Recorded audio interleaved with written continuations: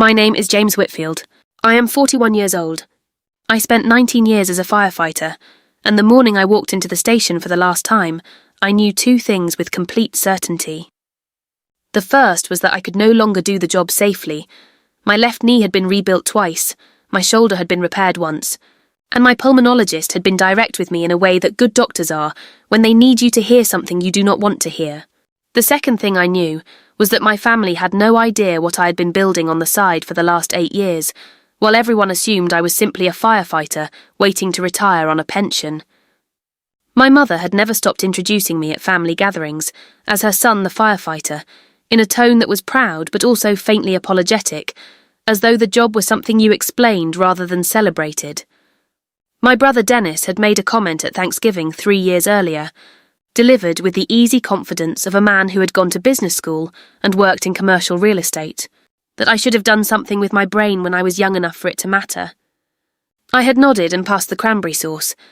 What Dennis did not know, what none of them knew, was that for 8 years I had been doing something with my brain every evening after shift, every weekend morning before the rest of the house was awake, and that what I had built during those hours, quietly without announcing it, without asking anyone's opinion, was now worth considerably more than Dennis's commercial real estate portfolio.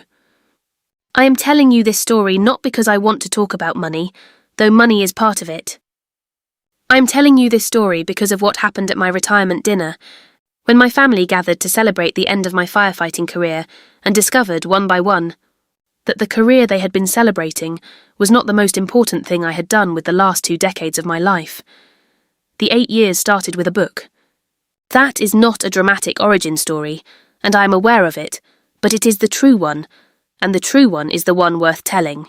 I had been a firefighter for 11 years when a colleague named Ray Oduya, a man who had been on the job for 22 years and had more calm than anyone I had ever stood next to in a burning building, told me over coffee after a particularly bad shift that he had been investing in real estate since his 3rd year on the job, and that if I started now, by the time my body told me it was done, I would have something to walk toward, rather than something to fall back on. Ray was not flashy about it. He did not have a podcast or a brand or a system he was selling. He just had properties, managed carefully, bought with the patience of a man who understood that the job we did required you to think in long timelines. I read the book he recommended. Then I read 6 more. Then I spent a year doing nothing but reading and talking to Ray and asking questions of people who had built things with real estate over long periods of time, because I had learned in the fire service that the most dangerous thing a person can do is act before they understand what they are walking into. In year 2, I bought my first property, a duplex in a neighbourhood that was undervalued for reasons I had researched carefully and believed would not remain undervalued. I was right. Though being right in real estate takes longer than being right in most other things, and the patience required to be right over the long term is exactly the quality that 19 years in the fire service had either built in me or revealed had always been there. By year 4 I had 3 properties. By year 6 I had 7. By year 8, the morning I walked into the station for the last time, I had 11 properties generating enough monthly income that my firefighter's salary, which I had lived on without complaint for 19 years, was a fraction of what my portfolio produced. I had told no one in my family, not because I was hiding it, but because I had learned early that announcing things before they are done invites opinions from people whose opinions you have not asked for, and that the opinions of people who have not done the thing are rarely useful to the person in the middle of doing it. The retirement dinner was at a steakhouse my mother had chosen, a nice one, the kind of place you go to mark occasions. 14 people around a long table, my mother, my brother Dennis and his wife Carol, my sister Patrice and her husband, various aunts and uncles, a few close family friends, and Ray Oduya, who was the only person in the room who knew the full picture and who had accepted the invitation with the small, quiet smile of a man who knows the end of a story before everyone else in the room does. Dennis gave a toast. He was a competent toaster, confident and slightly long, with a joke about whether I had ever actually put out a fire or just stood near fires looking heroic. People laughed. He said he was proud of me, and that a pension was a solid foundation for the next chapter, and that maybe now I would have time to think about what I really wanted to do with my life. He meant it kindly. That is the important thing to say about Dennis. He is not a bad person. He is a person who has spent so long measuring worth by a specific set of metrics that he genuinely cannot see value that falls outside them. He looked at me across that table and saw a middle-aged man with a bad knee and a government pension starting over at 41, and he felt the particular combination of affection and superiority that older siblings sometimes feel for younger ones who chose different paths, and he offered me his advice with the warmth of someone who believes they are helping. My mother nodded along, because my mother has always found it easier to follow Dennis's lead in assessments of things she does not fully understand. And she did not fully understand what I had done for the last 8 years, because I had not told her, and Dennis's framework had filled the space where information was missing. I thanked Dennis for the toast. I thanked everyone for coming. And then Ray, who was sitting 3 seats down from me, caught my eye and raised his glass a fraction of an inch, which was his way of asking whether I was going to say something. I decided I was. I want to be precise about what I said and what I did not say, because the difference between those two things is the whole point of the story. I did not stand up and make a speech about my net worth. I did not produce documents or slides or a rehearsed presentation designed to make my brother feel small. I am a firefighter, not a performer, and the job teaches you that the most effective communication is the clearest one, the one that gets the essential information across without wasting anyone's time or energy. I simply said that I appreciated everyone coming and that I wanted to share something about what the next chapter looked like, since Dennis had raised the question.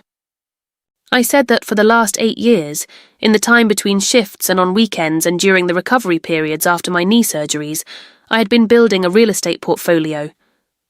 I said it had 11 properties now, in 4 different markets, with a combined value I named and a monthly net income I named, both of which I stated plainly and without drama, because plain and without drama is how you deliver important information.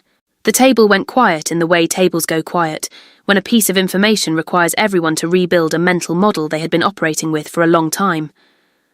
My mother set down her fork. Dennis's wife, Carol, looked at Dennis. Dennis looked at me with an expression I had not seen on his face since we were children, which was the expression of someone recalibrating. My Aunt Beverly said out loud to no one in particular, 8 years? As in, you did this for 8 years and said nothing. Yes, 8 years. While I was being described as the one who had not done something with his brain. While Thanksgiving tables were being told I should have made different choices. While a family that loved me in its complicated way was constructing a version of my life that had nothing to do with my actual life. I had been building. I just had not told them I was building. Because the building was the point. The telling was just a Tuesday evening at a steakhouse. And it could wait. Dennis called me the following Sunday, which was not something he did often, and the conversation was different from any we had had in the previous decade. He did not apologise directly. Dennis is constitutionally incapable of direct apology, which is a limitation he shares with a significant portion of the adult male population. But he asked real questions, which is the closest he comes. He asked how I had found the first property and what I had looked for, and how I had managed the financing around a firefighter's salary. He asked about Ray and how Ray had learned what he knew. He asked whether I had enjoyed it, or whether it had felt like work, and I told him honestly that it had felt like the same thing firefighting. Felt like serious and absorbing and occasionally frightening and ultimately the most satisfying application of attention and patience I had found. He was quiet for a moment after I said that. Then he said he had not known I thought about things that way. I told him that was because he had stopped asking me questions sometime around the time I joined the fire service, when he decided he already knew the answer to who I was. He did not argue with that, which told me he recognised it. My mother called the day after Dennis, and her call was simpler and in some ways more important. She said she was sorry she had not known, and that she wished my father could have seen it. I told her Dad had known something was there even when it was still becoming, and that I thought he would have been glad not because of the money, but because I had found the thing that required all of me and done it without permission and without an audience. She cried a little, which she is allowed to do. I will say this about what the retirement dinner revealed, and then I am done. The years I spent building while my family was busy forming conclusions about me were not wasted years. They were not lonely years. They were the years I learned what I was actually made of, without the distorting influence of other people's expectations or other people's doubts. Nobody who has ever built something real built it by waiting for the people around them to believe in it first. You build. You stay quiet. You do the work in the hours before the rest of the house wakes up. And one evening at a steakhouse, if you are patient long enough, the work introduces itself. It does not need you to explain it. It just needs to be real, and it is.